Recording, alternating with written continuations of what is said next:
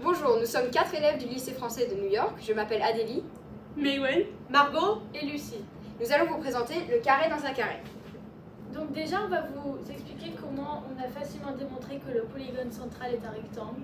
Deuxièmement, les notations et équations du problème. Troisièmement, les résultats empiriques et finalement la résolution de notre problème. Donc voici le sujet. On part d'un carré et on a 4 rectangles avec des aires égaux. Et donc on doit montrer que le polygone central est un carré. Le polygone de l'extérieur est carré, donc ses angles sont droits. Les 4 rectangles qui forment le polygone au centre ont donc des angles droits également. Donc les angles du quadrilatère du centre sont des angles droits, donc c'est un rectangle. Par conséquent, ses côtés opposés sont égaux 2 à 2. Voici toutes nos recherches. On a pris beaucoup de temps sur cette partie du projet. Voici l'hypothèse qui nous est donnée par le problème, c'est-à-dire que les aires des rectangles elles sont égales. Donc nous avons que A fois B est égal à C fois D est égal à E fois F est égal à H fois G. Et nous avons également nommé ce côté-là et ce côté-là avec X et Y. Et donc nous devons montrer que X est égal à Y. Notation et équation du problème. Pour simplifier les écritures, nous allons commencer par travailler sur un carré de côté 1. Choisissons A et B non nuls, tels que B est plus grand que A. Comme les aires des 4 rectangles sont égales, on peut écrire les égalités, qui dépendent donc des aires. Nous n'avons pas réussi à résoudre ces 4 équations à 4 inconnus algébriquement, donc Nous avons utilisé une méthode empirique pour calculer ces égalités. Donc celle-là, donc X en fonction de AB et Y en fonction de AB. Et après l'aire du rectangle en fonction de AB et X et Y. Donc nous choisissons A et B non nuls, tels que A est plus grand que B est plus grand que A est plus grand que 0. Pour que le rectangle de côté X et Y existe, il faut que les suivantes inégalités soient respectées. On a utilisé ces égalités pour trouver celle-là.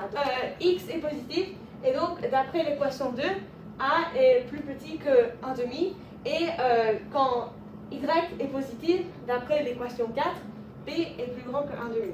Et donc on en déduit que AB est plus petit que 1 quart. Donc là on a calculé X, Y et T qui est l'aire de tout le carré en fonction de A et B en bas de 0,5.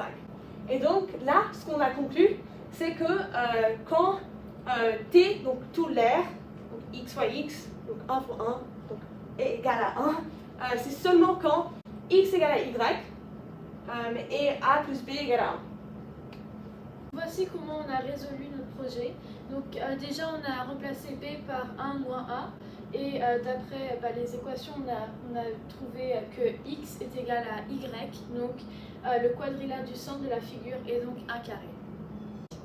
Donc en partant de ce qu'on avait fait avant, puisque nous n'avons pas réussi à les résoudre, nous avons émis une autre conjecture qui dépendait de A. Donc nous avons dit que si H est vérifié, alors les 4 rectangles sont congruents, c'est-à-dire qu'ils sont superposeurs. C'est-à-dire que A est égal à C, est égal à E, est égal à G. Et puis forcément, si toutes ces valeurs sont égales, alors B est égal à H, est égal à F, est égal à G. Puisque les aires de ces rectangles sont égales, nous n'aurons pas besoin de prouver la deuxième affirmation. Donc maintenant, on a vérifié que si la conjecture était vraie, alors X est égal à Y. Et donc, oui, nous avons trouvé que X était bien égal à Y si cette conjecture était vraie. Alors, ensuite, nous avons trouvé une démonstration par absurde, c'est-à-dire que nous avons supposé que notre A n'était pas égal à C, et à la fin, nous avons trouvé un résultat qui était absurde. Donc, nous avons dit que si A n'est pas égal à C, alors forcément A est soit plus grand que C, ou soit plus petit que C. Nous avons pris le cas où A est plus grand que C, et le cas où A est plus petit que C se traite de la même façon en inversant A et C. Et donc, nous avons fait une série d'équations en utilisant les égalités entre les aires des rectangles et les égalités entre les côtés du carré. Et nous avons à la fin trouvé que A est plus grand que C, est plus grand que E, est plus grand que G, est plus grand que A. C'est-à-dire que A est strictement plus grand que A, ce qui est absurde. Et donc nous avons conclu que A devait être égal à C. Donc ensuite, pour prouver que C est égal à E est égal à G, il suffit juste de reproduire ce raisonnement avec les autres variables.